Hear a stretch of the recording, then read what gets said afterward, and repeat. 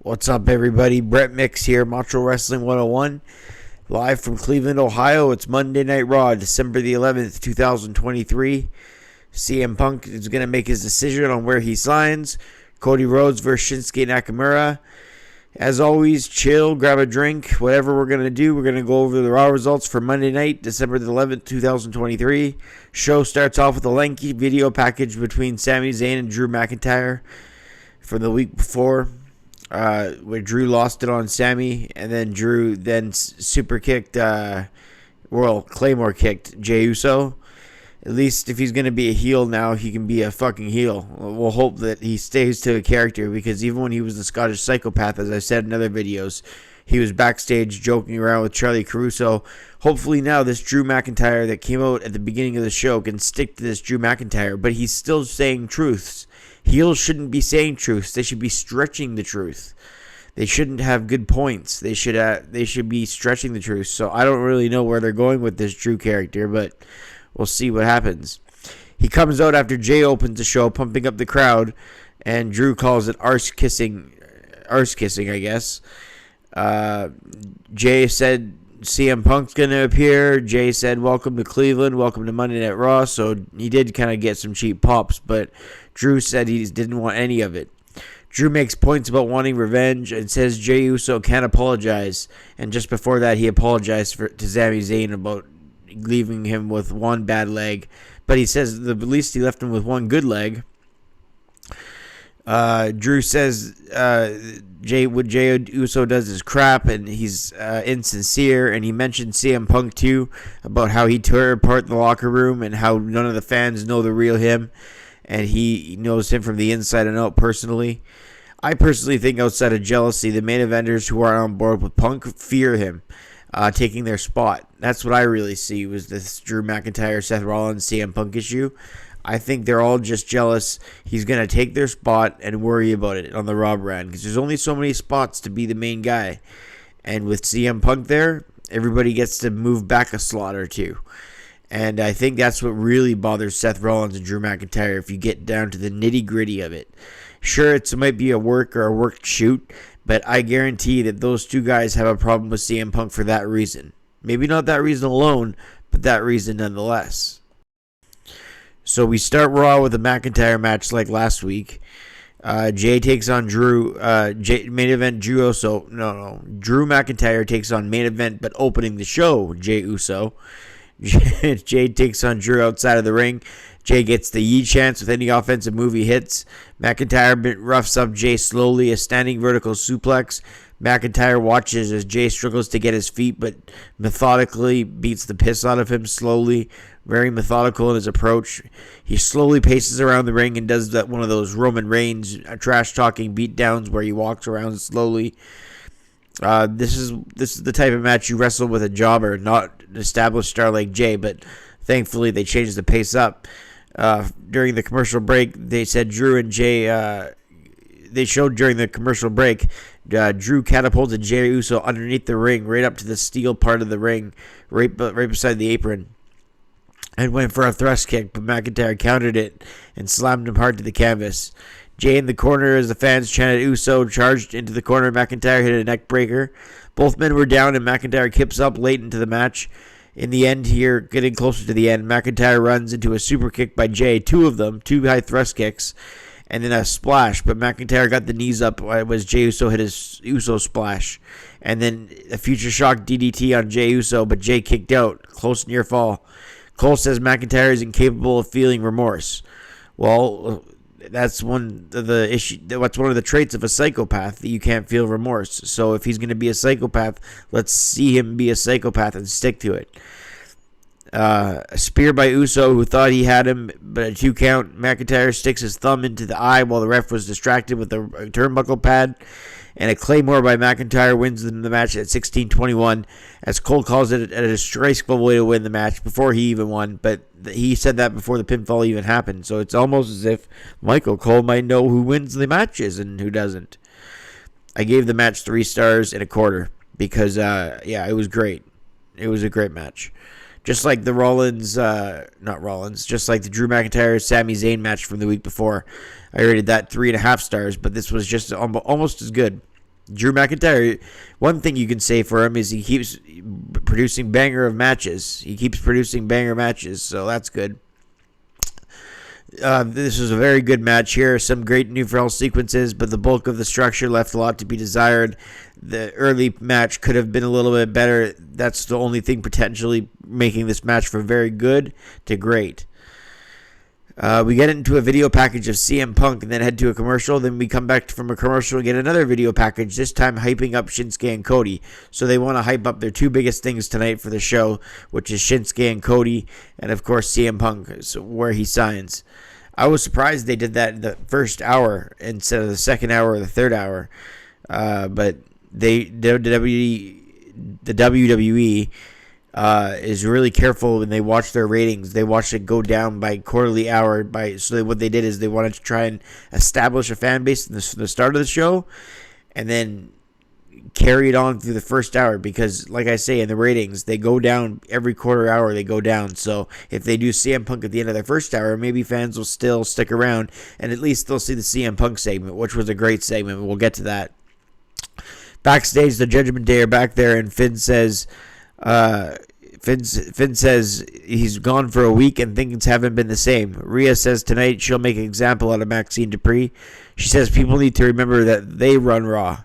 Well, if they do, it's been forgotten ever since Survivor Series. The Judgment Day has been losing quite often. Obviously, the Creeds will be beaten by the Judgment Day when they meet, because if not, how could anyone take this group seriously right now? You could take them seriously, but not with running Raw if they keep losing. Yes, the Creeds are undefeated. I wouldn't have these two teams face off at all if I was booking things. I would keep the Creeds undefeated and give them a title shot later down the road once the Creeds are a little bit more established. They're unbeaten, and I think they should stay unbeaten because they're obviously a great tag team. But when they match up against the Judgment Day next week, it's going to be hard. I don't think it's going to be a clean finish, but and then I think the Judgment Day will get the win with dirty finish. But still, the Creeds shouldn't be losing right now, especially since they want to make them a big deal as they came out at the end of the show, which we'll get to. Rhea Ripley took on Maxine Dupree in the second match of the night. Ivy Nile in Maxine Dupree's corner. Maxine has looked impressive before this match, so interesting choice to put these two together here. Maxine sends Rhea Ripley to the corner, and driving her in the corner, Maxine ducks a boot. This time off the ropes, she catches one by Rhea Ripley, who hits a pump handle slam into a Rhea Riptide. She calls her a stupid little girl. Then Rhea had Maxine tap out in under 2 minutes. I rated it half a star. They talk about CM Punk's decision being next, as Mommy went over and she looked good in the process. Adam Pearce goes into Punk's dressing room, and then next up is the CM Punk segment.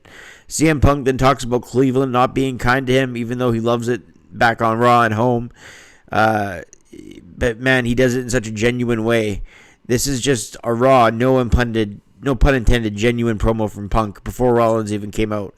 Rollins does come out, and the fans chant that stupid song of his, and Punk gets a verbal slap in the face from Seth Rollins.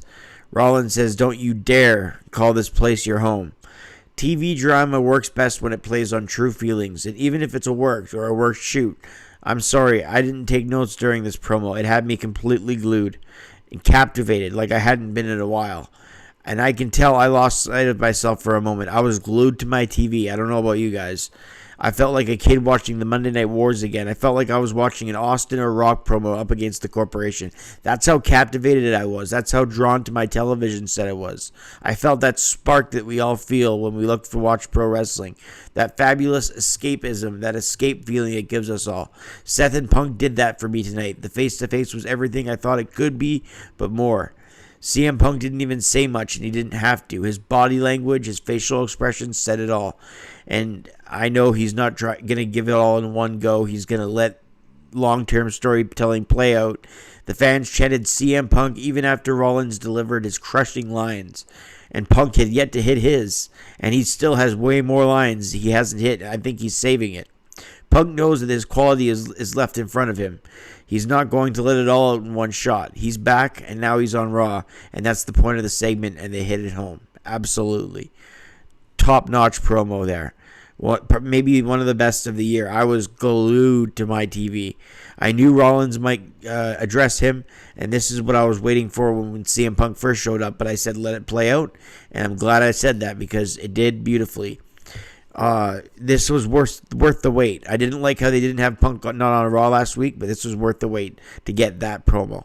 That was amazing. Bronson Reed then took on Ivar with Van Halla. Bronson Reed with a big Vader-like bear clap to begin it to Ivar after he comes off the ropes. Ivar and Bronson Reed collide in the ring as both fall down at the same time. On the outside, they ran around the ring in a double cross body, let both men fall hard to the floor as we go to a commercial. Back from a commercial, Ivar gives him a big, impressive spine buster. As Cole says during the break, both men were beating the hell out of each other. Reed heads to the outside where Ivar went to the top and hit a cannonball flip moonsault off the top rope to the floor. Ivar then goes up to the top, but Bronson Reed stops him up there. Reed and Ivar are brawling from the top rope, and both men step on the top rope, and a superplex from Bronson Reed to Ivar gets the victory at 7:49. Quality over quantity here. There wasn't a long match, but I gave it 3 stars because I rate so many matches. I have such a big list compiled that I always rate every match. So it might sound corny to make matches stars, but I've been doing it for a decade and a half, and I'm not stopping now since I have a long, lengthy list of matches that are 3.5 stars, 12 to 1,300 matches I have. I could post that list on YouTube someday if people are interested. And it's just from the WWE, WCW, and ECW. Just those 3 companies. If I started to do AWA, WCCW, Memphis, Mid-South, Stampede, Japan, if I started to do that stuff, oh my god, the list would be over 2,000 matches, and I can't do that. R-Truth comes out, and Judgment Day yelled at him and said it looked like he was doing some decorating, and how the hell do I not get an invitation?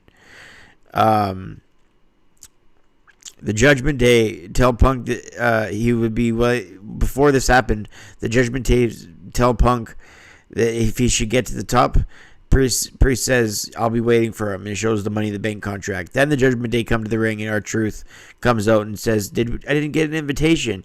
JD said, Truth, you wouldn't be invited if this was up to you. And then we got, and R-Truth says, we got to kick JD out. I'm sorry, nobody likes you, dog. Priest, you got to quit calling yourself the boss, and it makes mommy upset. Priest says, everyone loves R-Truth except me. Then they beat the hell out of R-Truth, and the Creed brothers come out to brawl. The Creed brothers just like to run to the rescue these days. They brawl with the Judgment Day as they're previewing their match next week. Julius Creed with a sick double overhead suplex to the Judgment Day. The Creeds are impressive in their beatdowns, even in their beatdowns. Commercial break. Back from the break, Piper Niven and Chelsea Green are on commentary. See how repulsive they announced that name? Like, see how cringe that was that I even said it like that? Imagine the Fink announcing every wrestler the way they talked. Ladies and gentlemen, the Anthem. I said the Ultimate Warrior in the Fink's voice, in the Ultimate Warrior's voice. That's hard. That's a hard task to do. So if I was blathering on my microphone, try doing the Fink's voice in the Ultimate Warrior's voice. It's kind of a no-win situation. But my point is they shouldn't announce Chelsea Green that way because we get it. Just listening to the woman talk, we know she's prissy. We don't need her announced that way. Indy and Candice LeRae take on Katina and Kaden. Katina, or I think it's Katina or Katina. Katina and Kaden get the victory after a 450 splash, I believe. Called the after party, the move. They pointed to the titles of Piper Niven and Chelsea Green on the outside, and then backstage Gargano was looking at his, and he said Cleveland was his hometown. I love how they put the brackets right below their names when they were talking. Tommaso Ciampa, Johnny Gargano, as if the fans don't know who they are. It seems disrespectful, but maybe they don't know who they are. Imperium come up and talk smack. Soda Gunther comes by and calls them weirdos, and they said they have a mystery partner, did DIY. Becky Lynch is walking to the ring, and she has all the history of Nia Jax, but the Mon was live in Cleveland. Her and Seth Rollins make sure they always point out where they are. They always go for that cheap pop. And you even saw CM Punk smile earlier in the night when Seth Rollins said, Cleveland, Ohio. Becky did a good job with this promo, changing the narrative of Becky being made by Nia Jax, made her big. Nia did okay for Nia. I knew she would end up saying, "I'm looking for a fight." That's all she ever says at the end. It was going good until that line. I hope that's her catchphrase now, because if it is, cool. If that's Becky Lynch's catchphrase, "I'm looking for a fight." If that's her phrase, fine. Otherwise, it's just so unoriginal, because I don't know if she realizes she says it literally every promo. That's got to be her catchphrase, because if it's not, she really needs new material. Cody Rhodes cuts a decent promo with Jackie backstage, Jackie Redmond, about the main event. I had to give Jackie Redmond the Canadian shout out. Imperium take on Miz and DIY. Miz is the guest or the mystery partner for DIY against Imperium. Johnny Wrestling chants fill the arena. Imperium gets the better of DIY before the break. After the break, Gunther in to pick the bones of Ciampa, and he boots the Miz off the apron. A knee by Gunther to Vinci with a crossbody. Gargano gets the hot tag and takes out the competition. A slingshot spear by Gargano and a near fall as Vinci saved things. Gargano jumps off the top with an uppercut by Kaiser. Big kick, and his feeling his teeth are there still. Gargano was. The Miz then gets tagged in and takes it to Gunther. Miz clotheslines Gunther on and off the top with a crossbody. A big kick by Miz as he looks around and the fans applaud Miz. Yes kicks by Miz, and Gunther turns into a Boston Crab. Ciampa with the running knee breaks up the hold. Kaiser and Vinci take out Ciampa, and Imperium turn around, and Miz and Gargano, the two, float over DDTs simultaneously. That was cool. Dragon screw by Miz into a figure four on Gunther, who isn't by the ropes, and a crossface by Gargano. Tag made to Vinci, elbows the Miz, kicks Gargano in the head. Skull crushing finale to Imperium, and the DIY and Miz win. I rated this over 3 stars. It was just a great little match. Not high on minutes, but not short either. Another quality match that had a red hot ending with tons of cool sequences and spots as expected from these 6 men. Again, I also gave it 3 stars and a quarter for that match. They announced both tag title matches taking place next week. They got Katina Chance, or Katina Chance, and Kaden Carter versus Piper Niven and Chelsea Green. Also, will Becky and Nia face off next week? Will it be a Rumble match? Will it be sometime else in the next few weeks? We shall see. Main event time, we got Shinsuke Nakamura versus the American Nightmare Cody Rhodes. The story has been told the last few weeks with these two. Gunther rips on Imperium backstage, and Miz accepts a deal with Gunther that if he doesn't beat him, he can never challenge for the IC title again. And Miz says, done, without even thinking about it. Wonder if that's going to be next week too. Both men tie up, and Cody Rhodes with a side headlock takedown into a head scissors. Back up in the standing switch. They go with a test of strength into an armbar. Clear break up on the ropes. Shinsuke Nakamura drops Cody to the floor. The main event will continue after commercial break. Whether it's a 1 hour free commercial or a few weeks ago, whether it's just during the main event, it would be nice if the commercials would just fuck off for an hour. But it is what it is. It always interrupts the match. Cody tried a Cody cutter, but Nakamura's armbar was there. Then looked for a crossroads in the countering, but countered back into an armbar submission hold. Cole called it unbelievable sequence. Nakamura then kicked Cody in the back nearing the end of the match. Shinsuke Nakamura was in control, and a high knee to Cody on the mat. In the corner, he drop kicked to the knees as Shinsuke Nakamura looked for the Shinkasa. Nakamura made it to the ropes to break a submission. Cody then into Shinsuke Nakamura with another suicide dive to the floor. One last commercial break. Fans chant, "Let's go, Cody." Cole puts over how he's going to try and win back at the Rumble. Cody Rhodes with a Cody cutter after a bionic elbow. Cody Rhodes then with Shinsuke Nakamura sprays the mist as the bell rings as to DQ Nakamura. Cody had victory in sight at 16 minutes-ish, but Cody was blinded. The DQ win for Cody. This one could have been better, but I think they were saving the better match for the Rumble, and I'm sure we'll get a great gimmick match between the two. Maybe not a gimmick match, but some kind of match. I rated this one 2 stars, 3/4.